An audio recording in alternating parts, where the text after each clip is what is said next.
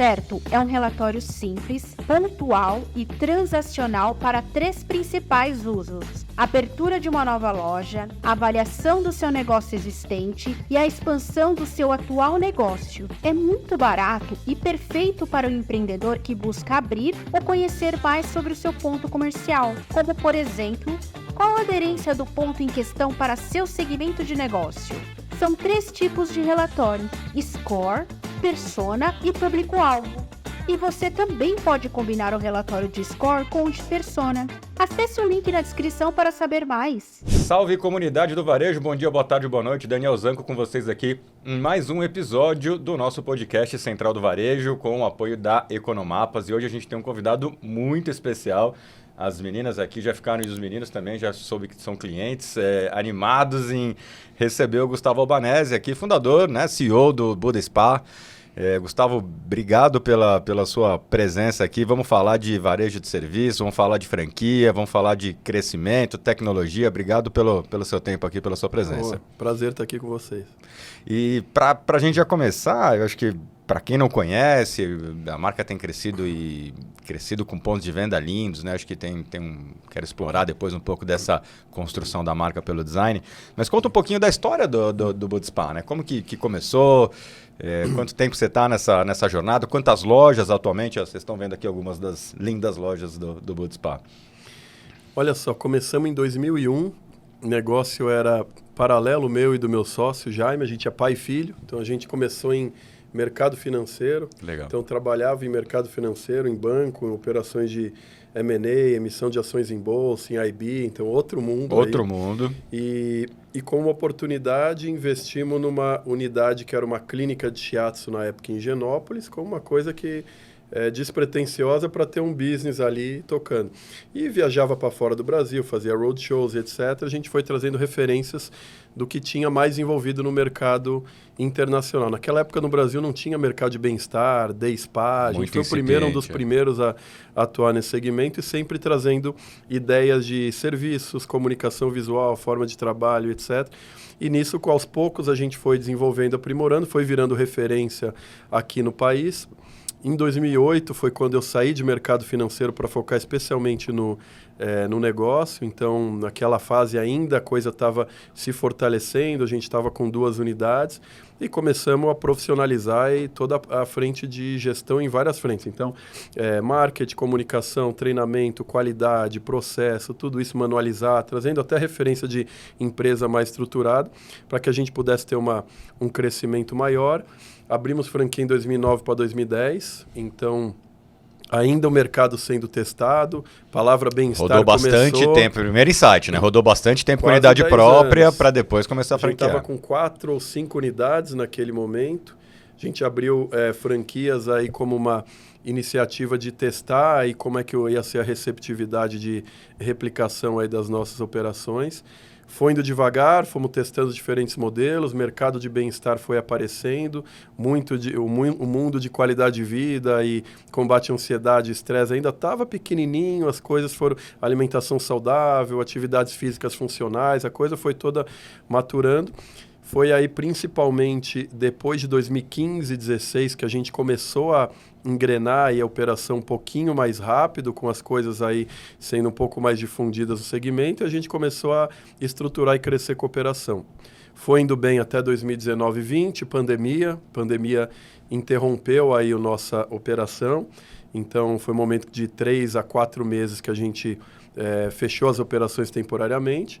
Depois, quando a gente reabriu as operações, foi interessante porque eu sabia que ia ter um momento que a gente iria desenvolver, porque o ser humano não vive sem o toque.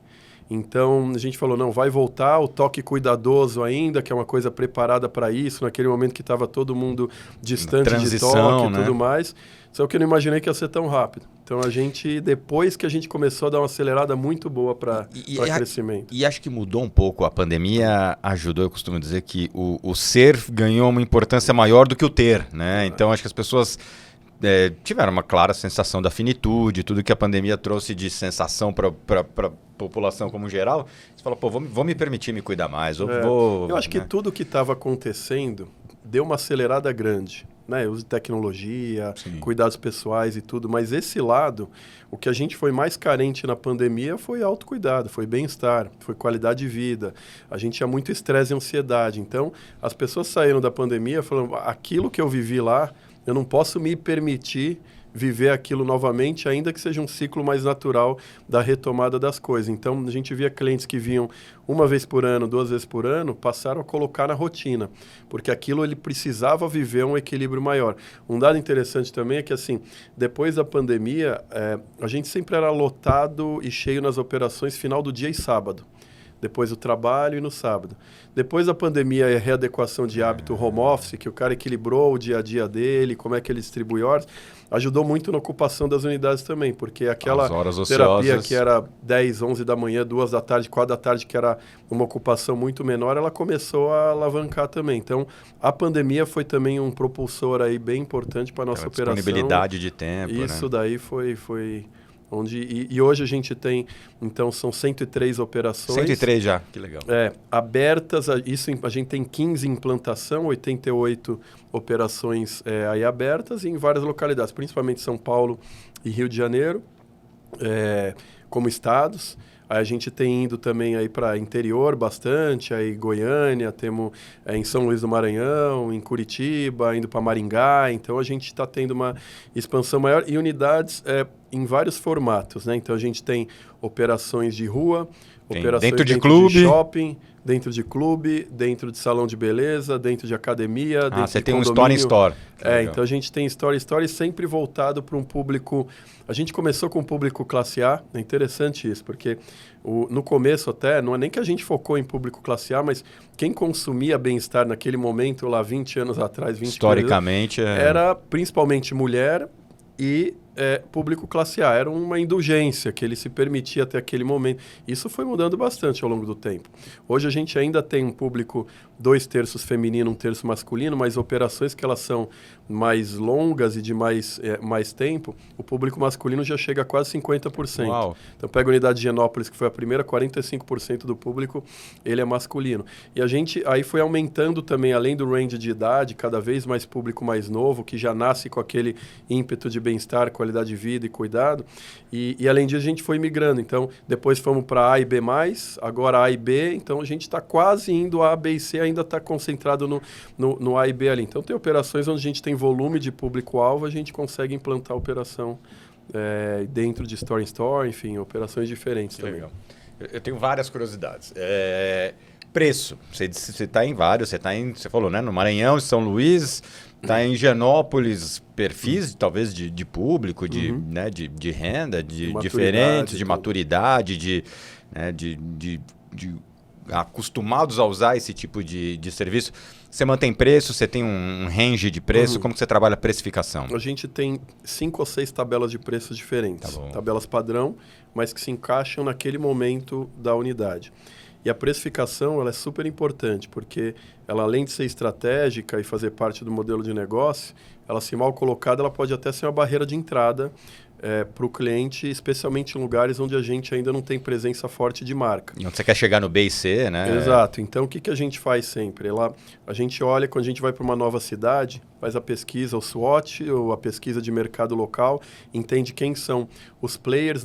Dificilmente a gente tem player equivalente, então a gente tem os que potencialmente são concorrentes indiretos, desde clínicas de estética até terapeutas que atendem em domicílio, outras mais spas eventualmente mais simples ou não, de hotéis, etc. A gente entende como é que é o posicionamento daquele mercado em termos de preço.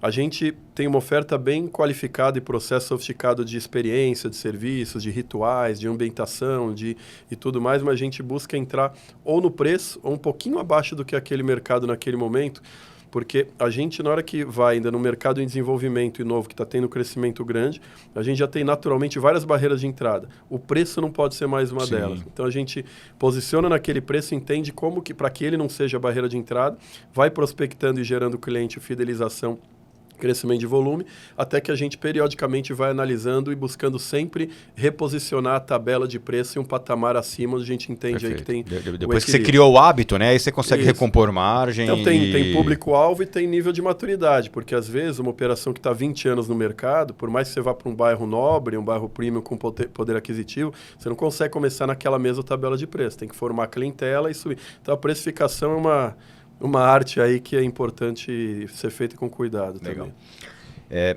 Você falou de um ponto que é, talvez, para mim, o principal cerne de desafio, né? O franchising se desenvolveu em diferentes segmentos, né?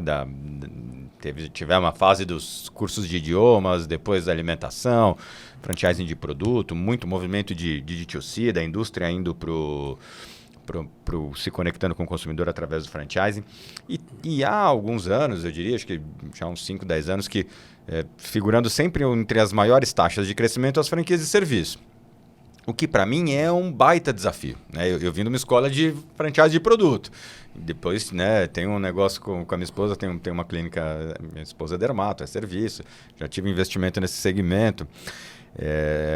E quando você olha conceitualmente, marketing de serviço lá no Kotler lá, né? É intangível, né? Pô, você não entrega a caixinha, é inseparável, pô, é a massagem da Ana, né? É inconstante, pô, a massagem hoje foi legal, não sei se semana que vem também vai ser legal. Como que vocês conseguem, entendendo que padrão é uma das essências do franchising, quão difícil é e o que vocês fazem para conseguir manter padrão numa operação de serviço que é essencialmente pessoal? Né? Super desafio, porque Super, né? Um dos pilares que a gente tem na nossa operação de sucesso é a qualidade. Então, qualidade, assim, é a entrega da experiência como um todo. E não é só qualidade do atendimento do protocolo do terapeuta dentro de cabine. Aquilo é o cerne, é o principal, é importante. Mas toda a experiência, desde o momento em que você chega, como tem que estar te esperando, trocar o sapato pelo chinelinho, o ritual de chás, como a especialista de atendimento te recebe, como ela te encaminha, a experiência lá da fita olfativa com experiência de aromaterapia também, quando que o terapeuta fala com você, como é que é o posicionamento do ritual da toalha que ele segura para manter sua privacidade, onde que ele fala do ar, quando ele fala do lençol térmico, enfim, tem tudo que é processo que assim é protocolar e padronizado. Aí vem o ponto, como é que você mantém esse negócio? 103 unidades já. Pois é, porque assim, a partir do momento em que você vai ganhando crescimento e escala, como é que você cuida também para que esses profissionais consigam manter o padrão mínimo de adequação de acordo com a expectativa do cliente, e não só a expectativa, como é que você surpreende sempre esse cliente com experiências novas e tudo mais. E aí vem a base. Primeiro é você conseguir incorporar dentro daqueles profissionais que fazem parte do time a filosofia e o DNA do negócio. A cultura, Se né? você não implementar a cultura de cara e colocar um processo... Porque o cara não é que ele vai sentar num dia para... Puta, incorporei a cultura e beleza, vamos lá. É gradual esse negócio. É treinação, então, né? Repetição. Continuamente a parte cultural, entender a filosofia, o porquê das coisas, o propósito do bem-estar, os campos energéticos, e a gente não fala muitas vezes isso de uma maneira tão objetiva, dependendo da receptividade da pessoa, mas tudo é energia. Você pisa dentro da unidade, você tem impacto energético da ambientação, do que está acontecendo ali dentro, do espírito de equipe, do relacionamento interno. Então, é a construção de vários elementos que elas são feitas através de transmissão de treinamento de cultura, que indiretamente está inserido dentro de treinamento técnico, mas aquilo é parte de cultura que tem que sempre ter. Treinamento esse entregue pela franqueadora. Pela franqueadora. O franqueado é um auditor desse treinamento, então, eu imagino. Assim, a gente tem dentro da franqueadora, e aí um dos elementos importantes para a qualidade, talvez onde a gente mais invista é nessa parte de qualidade, porque não é só formação técnica, é a formação de gente e desenvolvimento. Então, são dois grandes departamentos que a gente tem. E no Buda Spa a gente tem uma escola que é o Buda Spa College. Legal. Todos os profissionais eles passam pelo Buda Spa College antes de atender o primeiro cliente, sejam eles especialistas de atendimento ou profissional técnico, que é terapeuta, esteticista, etc., em cabine. O terapeuta ele passa por mais ou menos 1 mês e meio, quase 1 mês e meio, treinando 4 horas por dia, ou a 5 horas por dia, todos os dias antes de atender o primeiro cliente. Esse é o desafio, porque assim, se eu abro mão disso, esse é um gargalo, um calcanhar meu, o meu maior diferencial, meu maior calcanhar de Aquiles, que é a qualidade de serviço. Você explicou muita coisa aí, é 1 mês e meio treinando. E no turnover também, saiu uma pessoa, entrou outra, tem que passar pelo college. Quando são turmas menores, e aí a gente fala, bom, precisa treinar aí 2 a 3 a 4 pessoas de uma determinada unidade, você consegue acelerar para 20, 25 dias, mas você não vira uma semana. Uma semana ele vai, assim, não eu incorpora posso a cultura, acelerar tudo. com visão do ponto de vista, fala, puta, eu preciso girar receita, mas eu estou matando indiretamente o negócio, aos poucos eu coloco um profissional que não está habilitado. Perfeito. E não adianta só colocar esse treinamento inicial.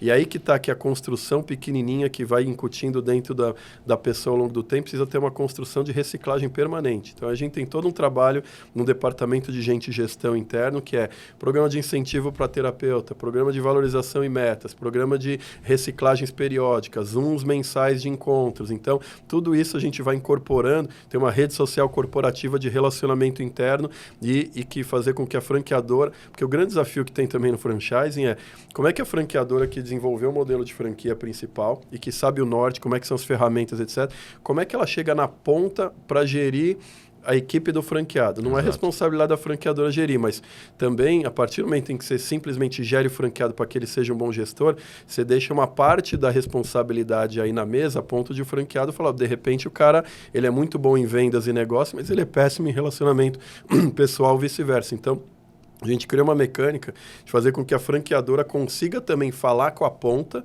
para que a gente consiga estar constantemente desenvolvendo a ponta, agregando, para que a pessoa se torne uma pessoa e um profissional melhor. Isso faz o resultado ao longo do tempo. Perpetuando a cultura, né? Porque é um desafio. Cultura é um lance de consistência, É contínuo. É incrível. Um mês e meio treinando, é incrível. Desenvolvimento permanente. E do outro lado, o franqueado. Como que vocês selecionam e o que vocês buscam no franqueado? Até quem estiver assistindo a gente quiser ser franqueado do Buda Spa, porque acho que é também fator preponderante nessa entrega, né? Se o cara não estiver alinhado com o mesmo DNA, você está dizendo, qualidade para mim é inegociável. Para o franqueado também tem que ser, né? A gente tem um processo de venda lá, que até profissionais de expansão que às vezes chegam lá dentro da rede e eu declino, e nosso processo agora naturalmente já declina muita expansão, seja por causa de ponto, seja por causa de franqueado, seja por propósito, porque precisa ter um alinhamento de conceito do negócio, e não é que um determinado franqueado é bom ou é ruim, às vezes o negócio só não é para ele. Sim. Então ele às vezes é bom para outro negócio. É bom para outro negócio, às vezes aquela perspectiva e expectativa de gestão, porque ela é uma gestão peculiar, é cuidadosa, é de relacionamento, é de construção contínua, é de experiência que ele vai transmitir para aquela equipe também absorver aquilo e saber lidar, não é imposição, mas é a conquista da liderança. Então, tem vários itens que fazem com que um determinado perfil de franqueado seja importante para ele conseguir replicar. Então, primeiro tem essa avaliação aí pessoal e de visão e onde ele quer chegar, não adianta simplesmente colocar no ar para ser a 10ª operação, que ele tem um monte de coisa, se ele não vai dedicar energia para aquilo, colocar uma equipe que vai conseguir transmitir. Então, essa questão de avaliação do franqueado é um processo que a gente tem interno aí com bastante detalhe. A partir do momento que a gente tem essa pessoa alinhada, porque também tem assim, ela passa por todo o processo de expansão, tem uma conversa, uma entrevista final comigo, que é um bate-papo que eu busco conhecer e ter um alinhamento também cultural, me envolvo muito individualmente na escolha do ponto, na estruturação e idealização do negócio, mas é um pouco tempo que a gente tem, a ponto a gente sabe exatamente quando esse franqueado não dá. Esse daqui, infelizmente, não dá. Mas quando é para seguir, é uma construção que a gente vai vendo ao longo até da busca do ponto. A gente tem um processo lá que a gente só assina o contrato depois que a gente achou o ponto. Então, a gente não assina contrato, taxa de franquia, nada antes de achar. Eu não tenho pressa para crescer. Eu preciso crescer com segurança e com garantia de que depois eu não vou dar passo para trás. Mais importante passos certos do que passos rápidos. Exato. Né? Não temos ansiedade de sair abrindo 100 no ano. Não é esse o propósito do negócio. Então, a gente vai com calma, acha o ponto, porque às vezes você assina um contrato antes de localizar o ponto e aí fica naquela ansiedade, assinei, tenho que achar, e às vezes acaba decidindo pelo ponto que não é o melhor possível para aquele tipo de operação, momento. Então, a gente é cuidadoso em escolher o ponto e às vezes a gente demora muito tempo para escolher o ponto, às vezes demora até para expandir, mas são passos aí cuidadosos que vão permitindo a gente expandir com segurança também. Legal. Ainda na seara do franqueado, Gustavo, como que você se relaciona com esse cara? Porque também na franquia de serviço, em algum momento a indústria fideliza mais fácil o franqueado, né? Cara, só eu te forneço, eu tenho produto, é fácil de certa forma, né? Você como essencialmente serviço, em algum momento, né, a gente olha lá o Fator E lá do Greg Nettleman, em algum momento o cara pode dizer, não, isso aqui é um sucesso porque eu que conheço todo mundo aqui, porque eu que cuido do meu time aqui. Que você presta de serviço para o franqueado? O que você tem de ferramenta de relacionamento, conselho, seja lá o que for, você falou um pouco da rede social corporativa, para manter viva a chama dessa sensação de prestação de serviço? Ele te paga royalties, imagina, por faturamento, né? Sim. Até para que ele queira pagar esse royalty, não tenha evasão. Como que você se relaciona com ele? A construção do nosso modelo, eu acho que o modelo ideal de franquia é sempre ter uma divisão clara de responsabilidades, os 50% de cada um, ter bem claro isso para que cada um consiga os papéis serem bem desenvolvidos. Na parte que nos cabe, como 50% como franqueador, a gente, nesse sentido, é muito dinâmico e até inquieto no lançamento, no desenvolvimento e na melhoria de coisa. Primeiro que, assim, a operação de spa, ela é relativamente complexa, porque eu falo que ela está no meio do caminho entre o varejo e a hotelaria. Ao mesmo tempo que eu tenho estratégia comercial, ponto de venda, produto, cliente entrando e saindo, loja e etc., eu tenho check-in, check-out, eu tenho governança, eu tenho limpeza, eu tenho descartável. Então, tem uma gestão cuidadosa que é venda comercial e fazer rodar, ao mesmo tempo que eu tenho cuidado em mínimos detalhes na experiência do cliente que está lá dentro. Então, primeiro que ela tem uma certa sofisticação e continuamente a gente cria ferramentas, cria processos de desenvolvimento dos nossos processos de desenvolvimento do franqueado e da equipe do franqueado. Então, o que a gente acaba, como no modelo de negócio, aportando na solução do franqueado é bastante coisa, a ponto de, muitas vezes, a gente vê uma aparente formato de que abrir uma operação, uma clínica, um spa, etc., ele é simples. Você vai lá, aluga um lugar, você pinta bonitinho, decora, contrata a gente do mercado. Eu costumo dizer que o diabo mora no detalhe, cara. Então, assim, é todo o modelo de negócio, a forma de incentivar, a forma de precificar, até quando que vai o desconto, como é que você combina o equilíbrio dos diferentes canais de venda para montar o ticket médio daquele franqueado, como é que você cria uma campanha local, uma campanha institucional para o negócio como um todo, como é que você acessa as diferentes ferramentas de desenvolvimento local, todo o treinamento EAD, treinamento presencial que a gente tem continuamente para a equipe, o desenvolvimento de ferramentas, as inovações que a gente está sempre lançando, treinamento novo, lançamento de produto e serviço contínuo, agregar um produto da marca para que você consiga incorporar aquilo na jornada do cliente, o cliente em várias etapas ao longo da experiência, ele tem contato com a marca, ele leva para casa e continuamente, como é que você cria estratégias digitais sofisticadas. Hoje o nosso marketing tem 13 pessoas, porque ele é voltado totalmente para gerar resultado, lead, venda, etc. E aí tem sofisticação em growth hacking, teste AB, em SEO, em inbound marketing. Isso tudo precisa de ferramenta que você não monta com 1, 2, 3 operações. Você precisa de uma estrutura e de uma inteligência toda por trás. Apoio de analisar KPIs daquele franqueado e apontar e falar, aqui a gente pode construir um melhor resultado, porque tem uma deficiência A, B ou C e aqui está a receita do bolo para fazer isso. Enfim, tem como toda um negócio de franquia, a gente vai buscando agregar valor para ele falar, eu tenho uma consultoria permanente, profissional e que me dá todo um backup por trás para eu conseguir gerar a operação. Né? Legal. Você tocou num ponto que para mim é também um desafio. A gente, numa NRF, acho que foi na retrasada, o Satya Nadella, CEO da Microsoft, ele falou, olha, tem 3 certezas na vida. A morte, os custos de impostos e os altos custos de mídia digital. Tá cada vez mais caro gerar lead tradicionalmente, né? Vou botar aqui, campanha, e é um desafio também, então assim, queria entender como que vocês têm equacionado esses 2 desafios, da geração de lead e depois do tratamento desse lead, da disciplina que você precisa ter quando chega um lead, processo de atendimento, script, se isso está com franqueado, está com um time de loja, se tem time de vendas, como que vocês equacionam essa jornada de busca de novos clientes? Ele tem, são 2 jornadas diferentes que se complementam e aí um pouco a responsabilidade também das partes. A jornada digital, o e-commerce ele é centralizado pela franqueadora, a gente tem toda uma gestão complexa e completa e sofisticada de como lidar com todo esse processo de topo de funil até a conversão no e-commerce para que a gente consiga, através do voucher, originar isso quando você vende pelo... Eu já sou cliente, já dei para minha esposa e para minha irmã. Cara, uma mão na roda, é muito legal. Recomendo você, quando não sabe o que dá de presente, da Buda Spa, sempre faz sucesso.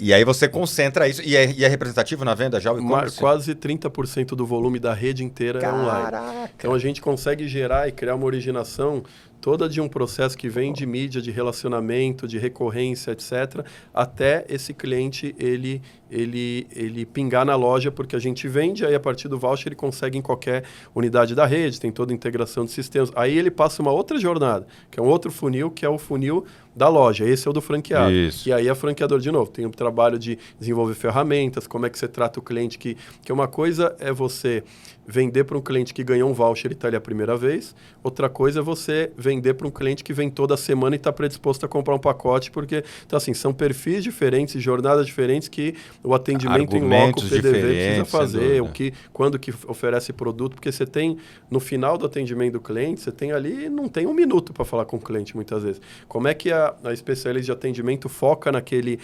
cliente que está ali para converter ele, para aumentar, para fazer um upsell, e aí vem desde o momento do agendamento, como é que você amplia maior duração, como é que você adiciona um serviço complementar, quando é que você oferece um produto para levar para casa, quando é que você oferece um voucher de campanha em vez de oferecer pacote para ele. Então tem a estratégia que ela vai se complementando. E aí as maneiras diferentes de gerar o lead.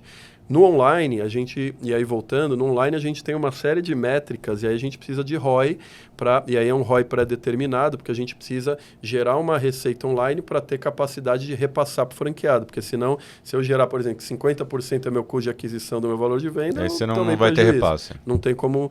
Então é toda essa combinação de canais de venda, esforço comercial, uma estratégia toda, não só de originação do cliente através de mídia, que acaba sendo caro, mas a gente tem uma base de clientes grandes, e aí a recorrência dele através de CRM, através de ações direcionadas ao cara que já é cliente, que é diferente do cara que é a primeira vez, como é que você vai atrair esse cliente. Então, tem toda a estratégia que a gente vai desenvolvendo para que a gente também não saia queimando só o orçamento em cima de originar novos clientes, sendo que às vezes você tem uma base para trabalhar, né? Sem dúvida. A recompra é uma oportunidade enorme.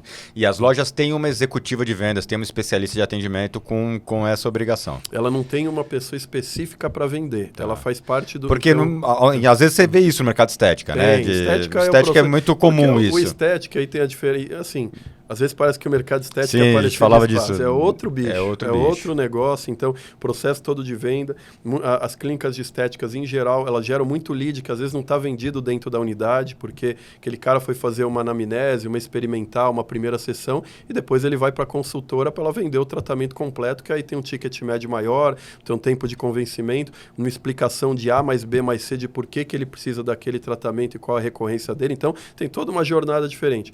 Em spa, eu não gero lead, eu gero venda. Então, eu preciso trazer o cliente que vai até lá. 97% dos clientes que pingam dentro do spa, o cara é cliente. Ele já foi lá com agendado para fazer a terapia, a não ser aquele cara que está passando no shopping, que entra lá para ver como é que tá, para ver o que é e tal. Esse aí, ele é um lead. Então, o cliente que já está lá, ele já bateu o primeiro do funil. Ele já é um cliente que chegou de alguma maneira. Então, ou é voucher, ou é presente, ou é a primeira vez, ou passou na frente e tal.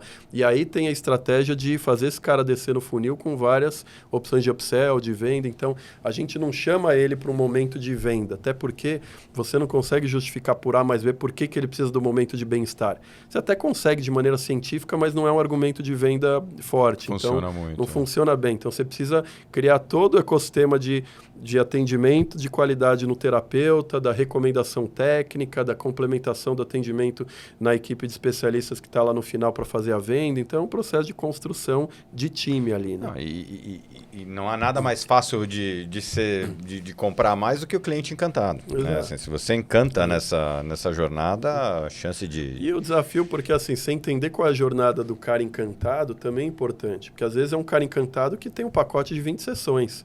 Esse cara até fala, bom, já tem pacote, não vou vender nada? Claro que vai. Vai oferecer upsell, você vai oferecer um produto, você vai falar da campanha do mês, vai oferecer para ele trocar e ter uma experiência de outro serviço, porque depois ele pode complementar mais. Então tem uma série de coisas, e aí as estratégias vão definindo conforme o perfil do cliente que está lá dentro. Como que vocês têm tratado o produto? Esse é um negócio importante para você hoje? Vocês têm... Porque é uma forma de tangibilizar um pouco, né? De se manter em contato...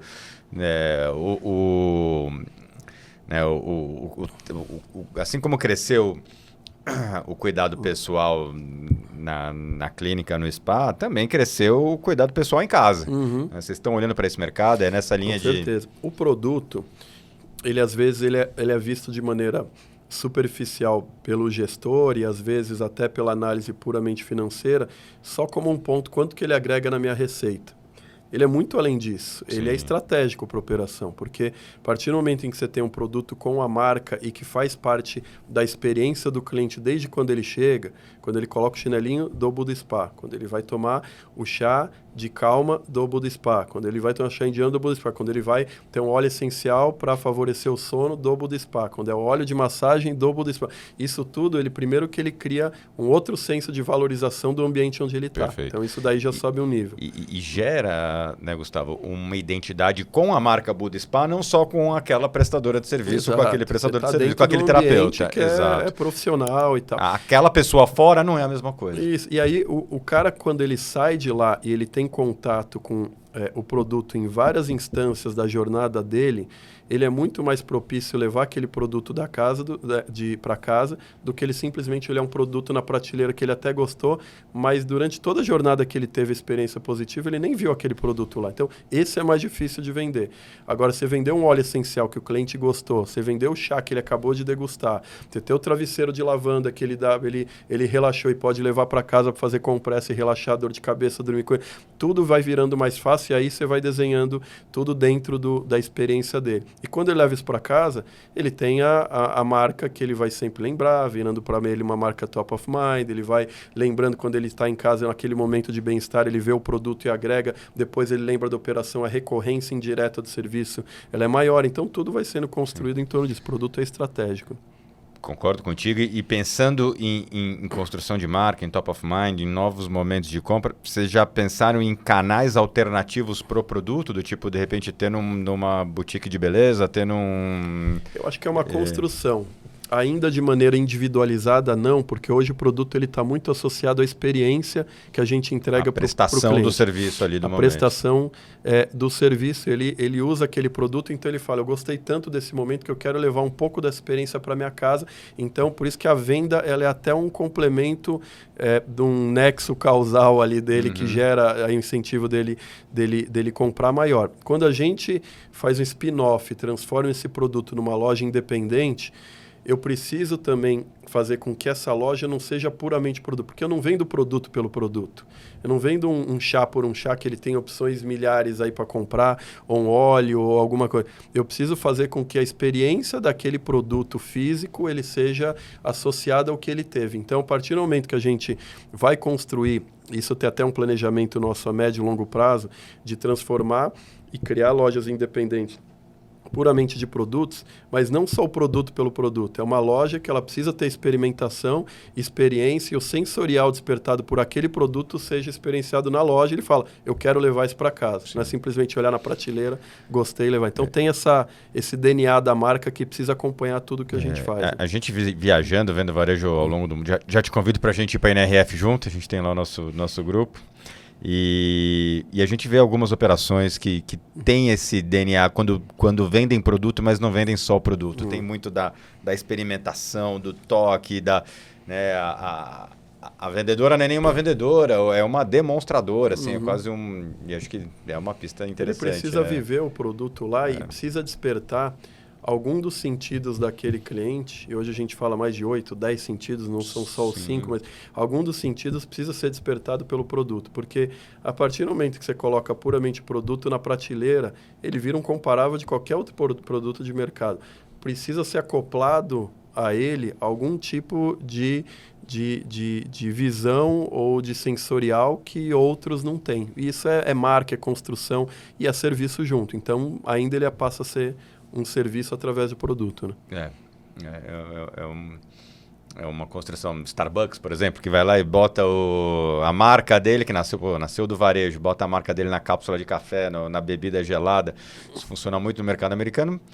Que é a história mas ele é mais um comparável. O que você vai ter de diferente? Sem dúvida? Individualizar, personalizar, muitas vezes permitir a co-construção do cliente na essência daquele produto em loco. Então tem um monte de pequenas estratégias aí que podem ser feitas para agregar valor ao produto que está lá na prateleira. Legal. Eu vejo as lojas aqui, quem está olhando aqui nessa TVzinha, aqui estão vendo algumas lojas, e me chama muito a atenção a habilidade que vocês têm de duas coisas. Assim. Uma de se adaptar a diferentes layouts e formatos. Assim, tem um ponto mais comprido, menorzinho, estreito, a esquina, e E eles são diferentes, mas tem uma... né, quem é do varejo percebe essas coisas, né? Então, a história da fachada com aquele elemento dourado vazado, assim, acho que tem o verde da fachada, são diferentes, mas tem uma conexão. E a outra é como o ambiente interno é acolhedor e nem sem ser necessariamente algo muito... Porque quando a gente está no mundo de franquia, a gente também tem que ter cuidado com o custo de implantação daquilo. Qual que é a importância do design para vocês, da arquitetura, do projeto na construção dessa experiência? Ele é um dos 5 sentidos, é o visão. Né? Esse visão ele é importante como os outros. Então, não adianta você ter o despertar dos outros sentidos se um ficar muito aquém, você fala, puta, eu não me sinto aqui. Eu falo muito que o negócio de spa, a nossa entrega, ele é um negócio de meio, não de fim. Às vezes em beleza é muito fim. Você vê... o resultado final do tratamento. Fui no moquifinho lá, mas a mulher saiu com a unha e falou, melhor que eu saí, a maquiagem, o cabelo. O processo de experiência, ele é toda a jornada, ele é o meio. Então, é da chegada, é durante, depois. Eu falo que, na verdade, o cliente compra uma ayurvédica, uma Brazilian Massage, um shiatsu, mas a gente entrega toda uma experiência ao longo do caminho. Então, isso daí, a partir do momento em que ele vê, ele precisa através da fachada, e aí foi... a gente não nasceu assim, tá? A gente foi aos poucos, né, se construindo e até se descobrindo como é que a gente consegue, através da visão, se posicionar nos elementos. Então, a construção arquitetônica, ela veio desde o visual da fachada, então o arabesco, que remete um pouco ao sensorial oriental nos elementos aí vazados que você bem mencionou, o verde, que leva um pouco da leveza, do que você quer transmitir lá dentro também. Então, ela precisa, de alguma maneira, tocar o cliente e ver algo diferente ali. A partir do momento que ele entra, aí entra no padrão arquitetônico, tem bastante madeira, tem o tom do ambiente, como é que você combina a parte rubi e o bordô de algumas paredes com a outra leveza do creme, onde a gente coloca essa combinação da leveza, mas ao mesmo tempo uma cor que traz uma visão de sofisticação e complementa com energia aquele ambiente, não deixa totalmente muito clínico. Então, são detalhes que vão desde elementos de ambientação a decoração também. Legal. Eu dou uma aula no MBA de Varejo da USP, que é de atmosfera de loja e visual merchandising. E uso exatamente os 5 sentidos ali para ajudar aí a compor. Vou usar seu trecho aqui para ajudar os alunos a entenderem. Você falou um pouco de serviço, né? Dos produtos que você... entendendo o serviço como um produto. Quais são seus carros-chefes? Você tem um carro-chefe, isso varia de região para região. E nessa linha, como que você desenvolve? Porque imagino, né, te conhecendo aqui, por essa velocidade de atuação e o quanto vocês são dinâmicos, como que você introduz novos serviços na operação? E quão difícil é também introduzir um? Você sabe que aí entra até um pouco da diferença, de novo, a gente voltando para a estética. A estética ela é muito carente de inovação de tecnologia, equipamento novo, equipamento... Depende disso, né? E depende disso para mudar, e aí uma coloca o equipamento... o insumo da toxina nova, é o preenchedor novo... Exato, é o procedimento que vai fazer isso, aquilo. O mercado de spas, ele é menos carente de inovação do fim, que não é o nosso fim. Não é o que, é como.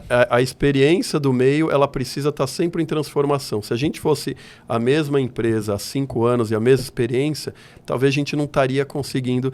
Eu falo para toda a nossa equipe. Se a gente olhar para 1 ano atrás, a gente estiver fazendo a mesma coisa do mesmo jeito, tem alguma coisa errada aí. Precisamos mudar de alguma maneira. Eu costumo dizer... até nessa hora que é tão ou mais importante como eu vendo do que o que eu vendo. Exatamente. Que acho que isso fica muito para vocês, como vende. E movimentar a energia do que está sendo feito. Né? A gente está falando, a gente é uma base energética de tudo que a gente faz lá dentro, do toque, do ambiente, da atmosfera interna. A gente precisa estar em movimentação. O mundo é dinâmico, a gente não pode não ser dinâmico em transformação, a gente está sempre se transformando. E a parte do serviço em si, ela, apesar de não ter essa necessidade de estar toda hora lançando um novo serviço, a gente sim faz, porque a gente precisa estar com uma movimentação também de lançamentos que vão no DNA no serviço, muitas vezes elas vão em canal, muitas vezes elas vão na parceria, na comunicação, mas o serviço, por exemplo, a gente lançou agora há mais ou menos 1 ano e meio uma técnica nova que chama Brazilian Massage.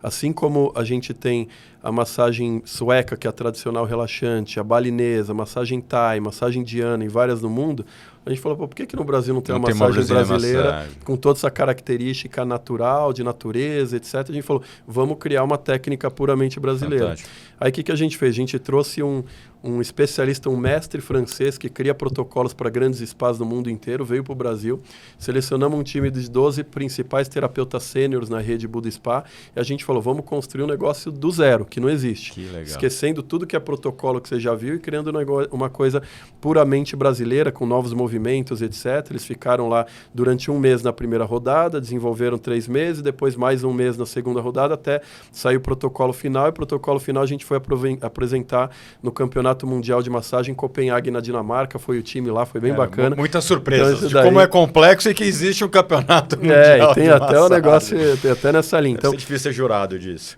Pois é. E aí a gente... Então, uma técnica que tem a sinuosidade dos rios nos movimentos, tem o pó de babaçu da natureza, ele tem a bossa nova que acompanha, o terapeuta faz movimentos quase que de dança. Então, é uma inovação que a gente vai colocando na experiência e complementa. Há pouco a gente lançou a Indian Head, que é uma técnica craniana também de relaxamento. E a gente vai fazendo. Toda vez que a gente lança, é um desafio. Porque imagina, são 1.500 profissionais para você treinar e não é aquele fica cada vez online. maior esse desafio, exato. Não é online que você fala, assiste aí e sai fazendo. Não dá. Tem que ir lá, presencial, transmitir o DNA da coisa. Então, é sempre um desafio de construção. O terapeuta tem, de alguma forma, uma certificação? Ele tem... Porque isso talvez seja uma forma até de combater o turnover, né? Pô, você já está habilitado a esse tipo de produto? Vocês já pensaram nesse tipo de certificação, alguma forma? Ele tem, hoje a gente tem legalmente ele não tem essa certificação para ser um massoterapeuta, não precisa de um bacharelado, ele tem cursos técnicos, etc. E a gente forma eles também nos nossos protocolos individualmente no Buda Spa College, etc.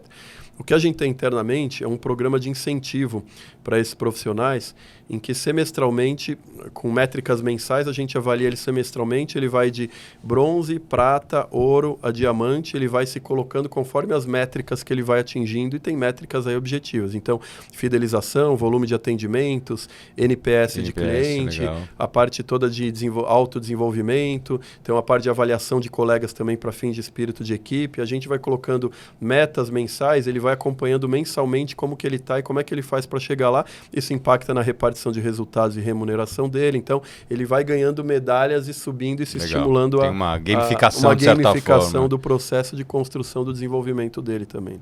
Pô, muito, muito legal. Porque esse cara vai, né, tá sempre motivado, porque acho que é um desafio. Imagina que um dos principais desafios do negócio é mão de obra, né? É mão de obra. Esse daí é o nosso, que eu estou dizendo, é o nosso maior...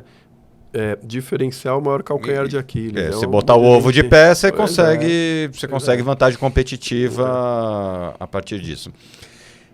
Você falou um pouco dos serviços, né, dos novos protocolos. Isso muda? Como que você trabalha sazonalidade, calendário promocional? Você consegue fazer uso, e acho que o e-commerce te ajudou nisso, e queria que você confirmasse, se você surfa, o que não é usual talvez para os spas, se você surfa as datas do Dia das Mães ou dos namorados e surfa as datas promocionais do varejo, você trabalha de forma ativa o calendário promocional. E se sazonalidade do tipo, sou conselheiro de uma empresa de sorvetes, por exemplo, sazonalidade muda o negócio, faz vender 5 vezes mais ou 5 vezes menos. Frio diminui seu faturamento? Muda um pouco. Não muda muito o mix de serviços, mas ele muda com certeza o fluxo de volume de atendimento. Então, quando começa o frio, finalzinho de junho, julho, ele dá a queda. E aí ele vai voltando depois, o pessoal se acostuma com o frio, vai voltando, não fica em casa no começo, se acostuma, vai voltando, agosto ele volta, então ele tem picos normalmente até depois das férias. Então finalzinho de dezembro, janeiro, ele já é uma sazonalidade aí mais baixa também. E ele volta bastante aí em março, abril, eles são picos altos, a setembro, outubro são picos altos, então ele tem essa sazonalidade. Onde que é o nosso melhor período do ano? Primeiro Dia das Mães, segundo Natal. Terceiro, Namorados. Quarto, Black Friday. Quinto, Dia dos Pais. Então, são cinco momentos aí que a gente trabalha bem o item legal, Dia dos Pais já aparecendo. É um item importante. É o quinto aí do nosso ciclo de volume de vendas, porque você consegue isso tanto no e-commerce quanto nas unidades. Quanto nas unidades. Então, aí ele vira... Essas são datas em que o presente ele vira um item bastante forte. Hoje, quase 1/3 do volume da rede é só presente. Então a gente tem aí uma parte importante, uma parcela, porque dos aproximadamente 30% que a gente tem de volume de vendas online, em torno de 60% disso é para presente, são vouchers presenteáveis. E na unidade, ela também tem de 10% a 15% do volume de vendas, ela é voucher presente. Então, no total, a gente tem aí uma...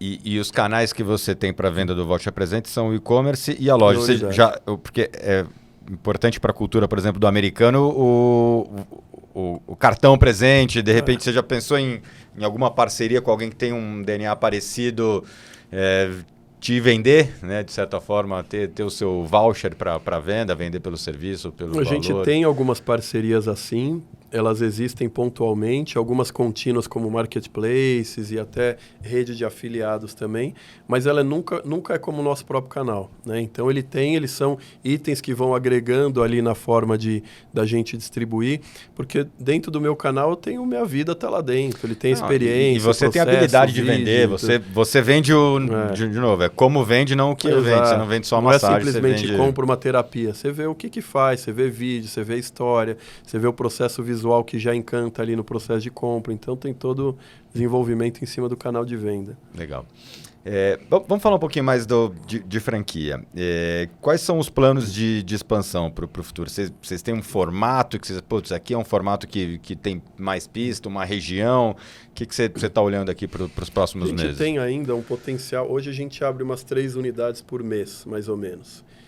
A meta até final do ano a gente chegar com uma média de 5 por mês. Então, porque tem espaço para isso, a gente é bem cuidadoso na expansão, a ponto de também não colocar em risco o capital do franqueado num negócio que você gera uma incerteza, você fala, insegurança ainda não atinge aqui. Então, no Brasil, a gente tem um potencial gigantesco de crescimento. Então, a gente está bem concentrado em São Paulo e Rio, mas ainda tem uma capacidade de expansão extremamente grande nessas regiões. A gente tem rastreado aí e elencado em termos de cidades e quantidades, quase 300 unidades que a gente consegue colocar em lugares que hoje funcionariam implantar um Buda Spa e que daqui 5 anos, lugares que hoje não tem cultura para montar um spa, com certeza vão ter. Você olha 5 anos atrás, eu estou montando hoje operação em lugar que 5 anos não tem cultura, está formando ainda isso, não tem nada nessa linha. Então, as coisas estão mudando de maneira rápida e cada vez mais a gente tem uma parcela de público-alvo interessante dentro do país. E a gente olha principalmente rua e shopping. São os 2 canais de operações aí importantes. Mas, considerando que a gente busca estar onde tem público classe A e B, com volume, onde tem uma facilidade de consumo, a gente está em vários outros lugares. Então, a gente está dentro de condomínio residencial, que tem lá 2 torres importantes, a gente atende só aquele condomínio. A gente está dentro de clube, por exemplo, estamos na Hebraica, estamos no Paulistano e tudo, a gente vai direcionado para que estamos dentro de academias, parceria com algumas redes hoteleiras. Então, a gente consegue montar essas operações. Reduz o custo de operação também, né? Muitas vezes, uma unidade mais fácil de parar de pé não, né? Ela assim, em termos, ela diminui o investimento, é mais baixo o investimento, o custo de ocupação ele também é mais baixo, mas por outro lado o volume de vendas também é mais baixo. Então ele acaba aqui na média, ela é muito, em termos de tiro do investimento, elas são até de certa forma proporcionais aí em todas elas. Tem que casar e estudar bem o modelo de negócio onde que a gente consegue implementar uma operação. E aí, indo para em termos de expansão, a gente olha muito e está olhando já agora inicialmente para o crescimento fora do país, especialmente América Latina. Então estamos começando a estudar, olhar, eu tenho viajado bastante para entender o ecossistema de outros países aí, porque a gente tem uma operação em que às vezes você vê redes em outros lugares que ou eles são top premium de redes hoteleiras de espaços de luxo dentro de hotéis, e aí ticket médio alto, voltado especialmente para turismo que está naquele hotel e etc., mas não é operação de grande volume. E operações que são mid-scale, onde você tem uma operação bem simplificada, sem experiência em volume, ele é outra coisa. Então, tem um nicho, um potencial de mercado para essa operação mediana, mediana no sentido, ela não é luxo, mas ela não é mid-scale. Você entrega uma experiência de luxo muito próxima do luxo, sem o custo do luxo, um custo um pouco maior, talvez, que o de mid-scale. Diferente. Então, tem um nicho aí importante que a gente tem estudado aí com possibilidade de crescimento também. Acho que ainda tem muita pista no Brasil, quando você vê, poxa, eu consigo parar de pé num condomínio, num clube. Eu acho que a gente passa, é o tipo de segmento que está ainda numa curva de adoção, de criação de hábito. Eu só vejo E ela é crescente individualmente, né? Às vezes a gente pega, por exemplo, você vê uma determinada pessoa, hoje vamos dizer que a pessoa vai no spa 2 vezes por mês.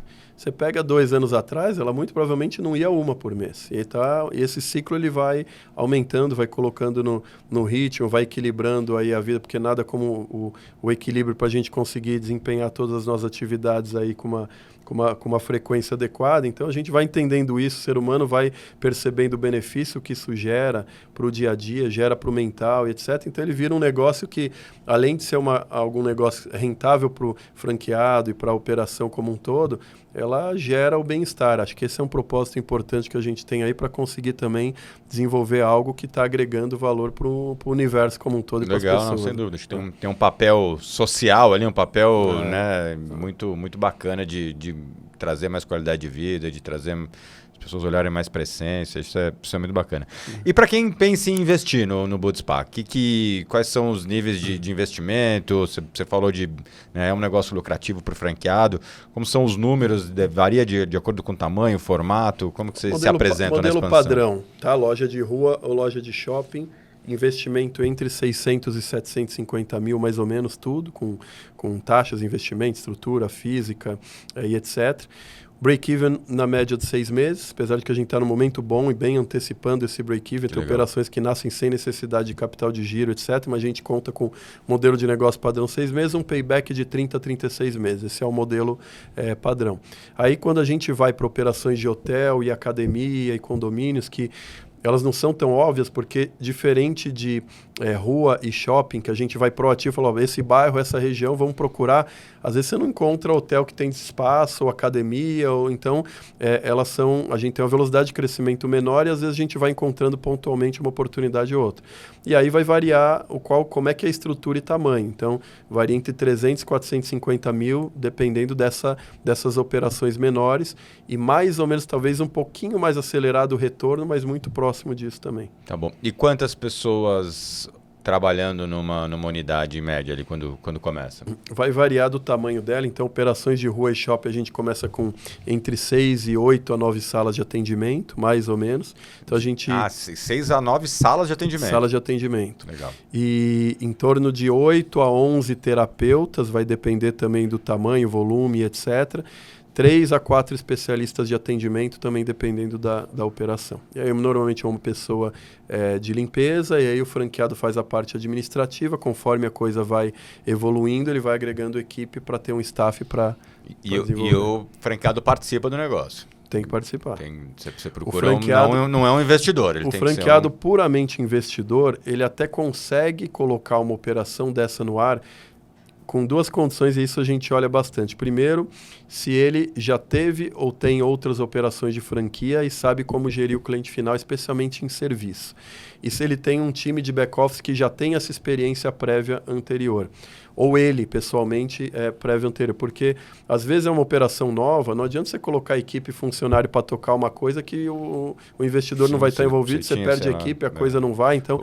São negócios muito diferentes. Pô, eu tenho lá uma rede de fast food, lá tenho 5 unidades, agora quero... outro então, bicho. Você tem que ter um envolvimento pessoal do franqueado importante, pelo menos no início. A partir do momento que ele vai crescendo, se tornando multifranqueado, a gente incentiva bastante. Você tem hoje franqueados que têm mais de uma unidade? Vários, com 2, 3, 5, 7 operações.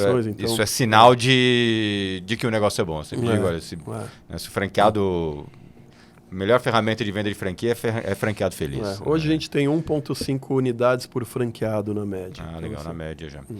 E você dá o apoio na abertura, você falou de seleção, de escolher ponto.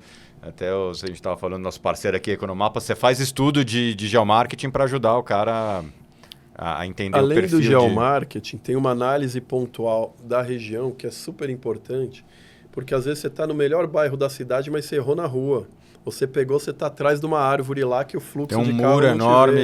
Ou você está bem no... Então, assim, o ponto é... Assim, a gente olha bem... Primeiro tem a base toda localização, aspectos sociais, lojas, entorno, fluxo de Gerador carro. de tráfego. Não adianta você ter uma boa visibilidade, se tem uma via rápida que ninguém para, o cara vê, já foi embora. Então, tem todo aqui comércio que você tem de consumo e de parada no lado. Então, é muito mais fácil você colocar uma operação no meio, onde você já tem o costume do cara ir lá, porque tem uma operação de varejo, tem uma padaria, tem a farmácia, tem loja de roupa, tem sorveteria, tem coisa que ele já para lá para consumir. Você já tem meio que uma atmosfera de consumo ali formada, facilita você ter uma operação nesse núcleo. Às vezes você até não tem, você está no meio de várias verticalizações de prédios residenciais, que também é bom, mas Super precisa adensão. entender onde lá dentro você vai colocar. Não adianta você colocar numa parte que só circula naquela rua quem mora naquela e na do lado. Tem que ter uma visita. Então tem toda essa análise individualizada que a gente faz para chegar no melhor ponto aí. Legal. E nessas análises, lógico que imagino que muitas delas se confirmam, o que no seu ponto de vista faz uma unidade de sucesso? É um pouco de cada, é o franqueado que tem um determinado perfil? Quando você olha para as suas melhores lojas, o que você acha que é fator crítico de sucesso? Até para inspirar quem está... Tem algumas que são premissas, né? Ponto é premissa e gestão administrativa é premissa. Então, assim, primeiro o ponto, ele vem muito uma responsabilidade junto da franqueadora em validar, escolher aquele ponto. Quem procura é o franqueado. Quem procura é o franqueado com a franqueadora. A gente ativamente procura o ponto junto com o franqueado. Isso eu tenho visto com grandes franqueadoras, tem ido atrás do ponto, não espera só o franqueado. Principalmente até porque é interesse de ambos a gente achar um bom franqueado num ponto bom e expandir para lá. Então a gente busca ativamente pontos e a gente muitas vezes tem até um backlog de alguns pontos já identificados para possíveis futuros franqueados aí também. Então ponto é premissa. Depois a gestão do franqueado administrativa, a gente tem vários elementos. A gestão ela tem as suas peculiaridades, mas depois que o franqueado entendeu o fluxo de trabalho, ele segue ali tranquilo. Então, se o cara não é bom administrador e cuida de fechamento, de pagamento, de controle, etc., isso não é diferencial, isso é premissa, precisa ter. Tá bom. Tem 2 itens que diferenciam aí o franqueado que eu vejo de alta performance do nosso negócio. Tem uma que é gestão pessoal e outra proatividade comercial. O Spyle é feito de pessoas, Sim. da equipe, etc. O franqueado, ele precisa ser bom líder de gerir gente. E a gente tem ferramentas, a gente tem treinamento, a gente tem apoio contínuo nisso, mas ele precisa nascer com uma certa visão de que ele está agregando valor para o trabalho delas, seja no engajamento pessoal, ou num treinamento, ou em exemplos, mas ele precisa trazer o time para ele. Gente feliz atende melhor, vende melhor, faz cliente mais feliz, que gasta mais. E não tem aquele que é um chefe que impõe, ele tem a liderança conquistada, ele tem aquele ambiente que todo mundo percebe que o dele está junto ali participando e se envolvendo no atendimento. Então, essa liderança pessoal ela é super importante e a gente ajuda o franqueado com várias ferramentas para isso. E depois, não adianta a unidade ser boa, bem localizada, se ninguém conhece, não chega lá e ele não tem proatividade de venda. Aquele franqueado que está só atrás do balcão, ele até vai prosperar de certa forma, de acordo com o modelo, porque tem a marca, tem o ponto, tem a equipe que está bem gerida, etc. Mas ele nunca vai ter a cerejinha no bolo, onde ele consegue fazer e atrair aquele cliente. E a gente separa em 2 frentes principais. Uma é o marketing e ações todas com apoio da franqueadora e com ferramentas para ele originar o cliente que está fora. E aí são parcerias locais, mídias sociais e várias outras estratégias que ele usa para atrair o cliente até a unidade dele. E depois um item super importante que às vezes muita gente fica olhando só para atrair cliente e não olha, que é o backlog que você tem de clientes ali esperando que você já é atendido, a recorrência e tal. Então esse cliente que está lá dentro, na hora que o cara entrou, esse cara precisa ter uma participação ativa. Por que o cara vem toda semana e não tem pacote? Por que ele não renovou o pacote? Como é que você vende um produto para fazer um upsell, de repente para um outro serviço, para um produto adicional para aquele? Análise de dashboards e KPIs que a gente coloca lá. Como é que você olha aquilo para fazer uma campanha de um cliente que vinha sempre, está 3 meses sem vir, uma campanha sentir sua falta para colocar alguma coisa. Então tem toda essa atuação do franqueado. É muito mais barato acionar quem já te conhece, quem já é da tua base, do que trazer um cliente novo. Nesse sentido, como que você está olhando fidelidade? É uma tendência muito forte, programa de fidelidade, e aí tem várias dinâmicas hoje, desde o cashback a pontos, mas vocês tem visão de implantar algo que premia a fidelidade do consumidor de alguma forma? A gente está trabalho denso, complexo, sofisticado de pouco mais de um ano. A gente está criando um programa de fidelidade estruturado em blockchain. Caramba. Provavelmente nos próximos 2 a 3 meses a gente lança ele. Às vezes eu falo 2 a 3 meses, há 2 a 3 meses atrás, né? Ele vai, tecnologia, ele vai empurrando aí, mas ele além de a gente estar fazendo um podcast gravado, a gente está gravando em março, vai saber que pode ser que já tenha lançado. Então ele tem o que a gente faz isso daí? É um programa em que o cliente, ele tem as moedinhas dele dentro do Budispa, que são tokens, ativos digitais, estão custodiados numa exchange parceira que é a Foxbit, que tem preço de mercado, valorização, etc. Cada carteirinha do cliente, então a gente tem a Silver, a Gold, a Black, ela é uma NFT que individualiza aquele cliente para saber quem que ele tem, como é que ele transmite aquelas informações, como que ele usa e etc. Mas para o cliente ele não sabe nada disso. Para o cliente tanto faz se é token, se é NFT, ele nem ouve essas palavras porque isso confunde, mas a base toda ela é feita numa transparência digital de blockchain, que é mais rápida, maior transparência, maior velocidade, menos custosa. Você não tem ninguém para botar a mão lá e mudar, gerar um crédito. A gente consegue fazer coisa através desse programa de fidelidade que você não conseguiria se não fosse. Por exemplo, eu tenho meus pontos, eu consigo colocar ele à venda a preço de mercado se eu não vou em determinado usar ele. Eu consigo transferir ele de uma maneira fluida. A gente consegue fazer uma operação totalmente integrada com o canal digital online, com o canal das unidades. Então, ele compra online, ele vai numa unidade, ele usa na outra, ele participa de uma ação, ele vai se premiando com cashbacks.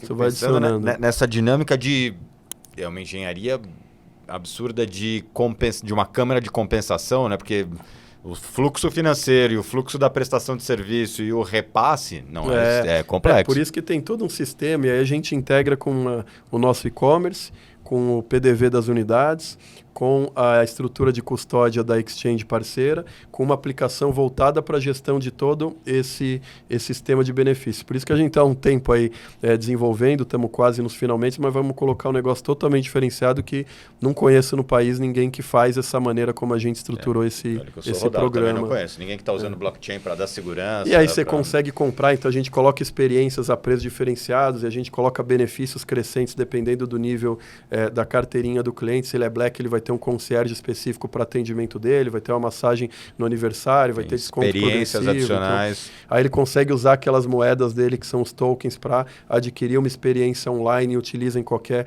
unidade. A gente tem que verificar qual que é o preço daquela experiência, porque o token tem valor de mercado, qual que é o repasse que vai ter ir para retro. Então, ele é uma financeira complexa aí por trás. E você precisa ter a rede muito do seu lado para conseguir fazer isso, porque já vi várias experiências de programa de fidelidade. Não, mas o ponto foi gerado em outra unidade, ele só está sacando na minha. Como que eu vou... E tem que gerar um benefício importante para o franqueado ele entender que o benefício, o programa de fidelidade, por si só, ele já tem o benefício da fidelidade. Ele tem uma razão de existir, porque você vai no restaurante e ganha 10 carimbinhos e ganha uma alimentação. Então, tem um motivo já de fidelização desse cliente e tudo mais. Mas precisa também gerar um benefício financeiro para o franqueado. Sim. A questão dos pontos, da troca, da recompensa, da remuneração. Então, precisa ter 2 triggers aí que faz com que o franqueado participe também do ganho do ecossistema de fidelização. Né? Legal, fantástico. Gustavo, a gente está chegando no final, assim, te confesso que eu fiquei impressionado com tanto de coisa legal que vocês estão fazendo, assim, quanto a pergunta que eu tinha inicial, né, do desafio de uma franquia de serviço, você respondeu muito, cara, é muito trabalho, é muita estrutura, é muito serviço para o franqueado para ele se manter e, como dizem, o sucesso não acontece por acaso. Assim, é uma construção conjunta e uma coisa que guia muito e nos norteia é que, assim, o modelo de franquia e como ele está estruturado, ele é positivo, porque ele não é numa vertente única, unilateral da franqueadora para os franqueados. Tem uma retroalimentação e aprendizado.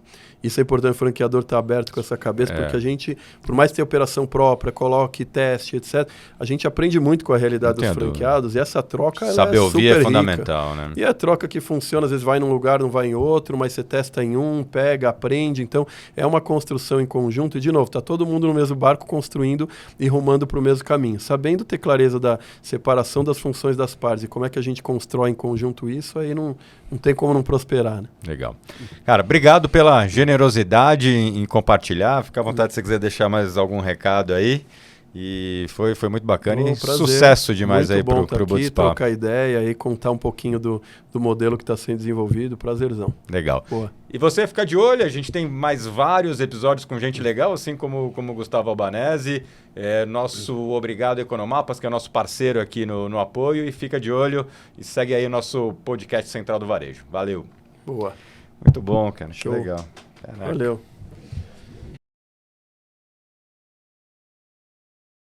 O Economapas é uma plataforma de inteligência de mercado, geomarketing e Big Data e Analytics voltada para médias e grandes empresas, de qualquer segmento de mercado. A ferramenta orienta o negócio a partir de dados, auxiliando na tomada de decisão estratégica, no planejamento de expansão, no desenvolvimento de campanhas de marketing direcionadas e no aumento das vendas, utilizando mais de 1 bilhão de dados geolocalizados em todo o Brasil para isso. Acesse o link na descrição para saber mais.